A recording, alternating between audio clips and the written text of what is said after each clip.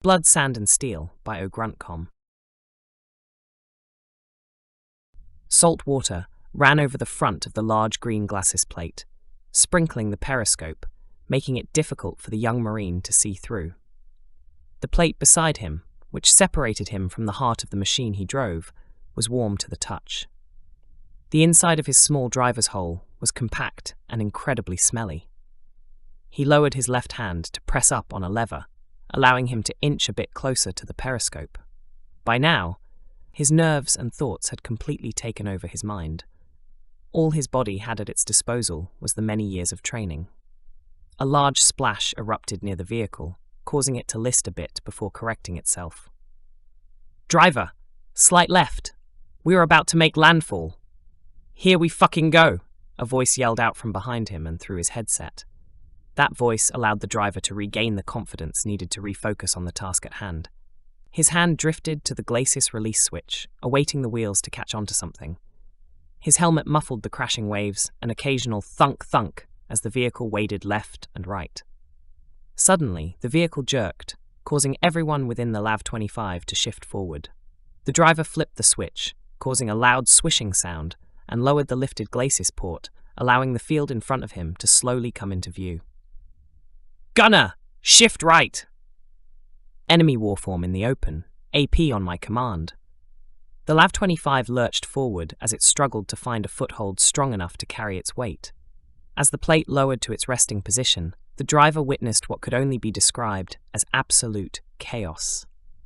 Beams of light, mixed with tracers and explosions, littered both the air and the ground below. Another LAV-25 had advanced enough into the beachhead to deploy its marines. The turret quickly shifted towards the direction described. "Identified!" yelled the gunner. A chunk sound was heard once the armor-piercing rounds were picked. "Driver, halt! Fire!" The LAV-25 had finally gained enough ground to pull itself out of the mouth of the ocean. Once all 8 wheels touched, it would stop. "On the way!" the gunner followed up. The familiar sound of the 25mm cannon firing never felt so good. This was their first engagement with the aliens who had decided to attack their home, and they were finally getting back their share of flesh. "Hit! Good hit! Light that bitch up!" the commander responded. The large caliber rounds ejected onto the front of the LAV with a clink, a few rolling into view of the driver, smoke still pouring out. The driver turned his attention to the large mech body being hit by their shells, along with the other LAV's fire. The impacts ripped into the mech form like a hot knife through butter. It barely could return fire before falling over from the sheer amount of abuse it was receiving. Its impact on the ground kicked up a significant amount of sand, but also revealed the more miniature alien soldiers running about underneath it. "Gunner, cease fire! Platoon-sized element in the open, same location. He fire at will. Driver up!" The LAV quickly caught the sand and rock beneath and pulled further into the beachhead. A larger, slower blue projectile was fired from the group of aliens and impacted the friendly LAV, ripping cleanly through its up armor composite and steel, coming straight out of the crew hatch on its left side. The LAV ceased firing and then suddenly exploded in a blue flame, sprinkling the area with molten steel fragments and components. The driver yelled into his headset, "White one is down!" The driver's LAV shook with every round as small grenade-like projectiles exploded all around the alien soldiers. The puffs of smoke signified thousands of small projectiles spraying the aliens, quickly dispatching a large group. The commander responded, "Switch to coex." With an easy press of a button, the gunner released a hailstorm of 7.62 rounds into the same group of targets. "Scouts out!" The commander spoke again, but towards his rear at the awaiting armed marines. They quickly repeated him and popped open the rear hatches. They quickly rushed out of the LAV, with one of them firing his M4 into the distance on the beach. A very loud "poof" was heard as a large blue stream of plasma cut through the beach in front of the LAV, past it, and cut cleanly through another LAV that had just made landfall, causing it to split cleanly in half. "Fuck, my gun!" the commander screamed out into his headset. "Your gun!" the gunner responded and let go of his controls. The commander grabbed his own set of controls and very quickly shifted the turret back towards the left. He then brought his right hand over to a small button and pressed it. This immediately deployed a set of canisters in front of the Alav, which exploded into a white cloud that concealed the scouts behind. The Marines finally cleared the back of the Alav and closed the large hatch doors with a "all out." They quickly shifted to the left of the Alav. One of the Marines pulled a launcher from his back and lifted it up on his shoulder. "Back blast! Back blast, clear!" A Marine responded. A rocket was then fired, but the driver nor commander could see past the smoke to see the impact. The commander spoke into his comms. "I'm turning out! Driver, don't fucking knock me off!"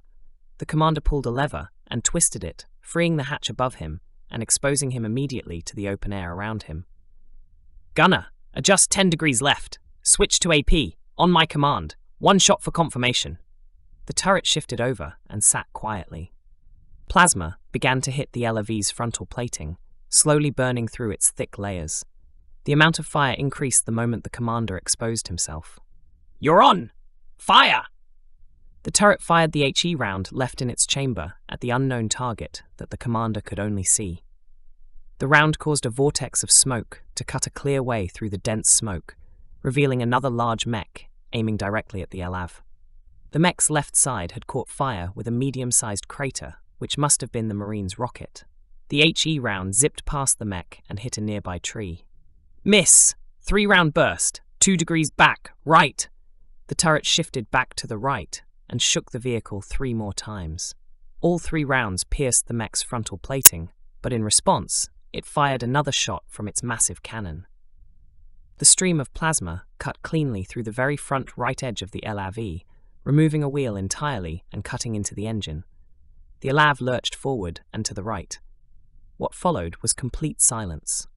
The driver placed the Alav on its e-brake and dropped the rear of his chair down, yelling to the rear, "What do I do?" After a bit more silence, the gunner responded, "Driver, get on the fucking gun!" The young Marine had only gotten out a W before being interrupted. "Shut the fuck up! On the gun!" The driver began to crawl back. He'd get halfway to the turret before remembering something. He'd unlatch his M4 and bring it alongside him. Finally, he got into the turret once it was turned enough for him to climb through with his gear. The gunner had already shifted over to the commander's spot, leaving the gunner's seat open. "Where's Lee?" the gunner responded. "Lee's gone. Focus. You got this." The driver had a million questions in his mind. He knew the cannon shot couldn't have hit the commander due to his position. But is he dead? What? "Focus," the gunner yelled out and threw an empty can of Ripid at the driver's helmet. "Comanche, this is White, 2-2. 2-1 is Kea. Lave is immobile. We still have guns. Beachhead cleared of armored hostiles. You're clear for Grizzly rollout. How copy?" The driver placed his shaking hand onto the gunner controls, a slight jerk as the turret shifted to the right. The driver then looked at his screen and realized the vehicle was now relying on battery power. He deactivated the screen and shut off most of the turret's electronic systems to save energy. Placing his hand on a small axle with a handle, he'd manually shift the turret back to the left, witnessing the mech they had fired at charging for another shot.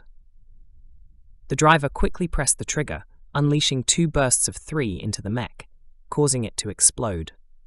The driver then gripped a small metal loop connected to his M240C. Pulling on it caused the gun to fire into the few aliens surrounding the other mech. The driver scanned from right to left, engaging anything that moved ahead of the scouts to his vehicle's left. The gunner directed him and his shots as they fought. After about 30 minutes, much of the fighting had died down. Massive hovercraft made landfall with either more Marines on board or Abrams' main battle tanks, which quickly cleared any remaining threats on the beachhead. Without a word, the gunner quickly opened his hatch and climbed out of the LAV. After a short time, the driver did the same. There was some talking just over the side of the listing vehicle. Looking down, he saw his commander with a large, very red bandage on his head, and the gunner sitting just over him, still on the vehicle.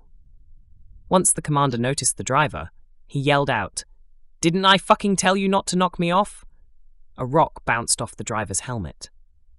The driver slowly pulled off his helmet and looked at the commander in utter shock and confusion. I thought you were dead, Sergeant. Nah, dummy. I heard you did well up there, though. Good job, the commander responded. The gunner on the back of the LAV nodded to the young driver in agreement before standing up to stretch. We got word that their base of operations is 40 kilometers from here. This next OP is going to be rough. The commander stood up, his hand placed on the bandage. Let's check on these guys and get some chow. The driver nodded to the sergeant and looked back at the cratered battlefield directly at the burning wreck of the mech he had killed. He brought his hand up to his face and wiped the pooling sweat from his face. "Welcome to Earth, fuckers," the driver said in a confident tone before climbing off his LAV-25. The end.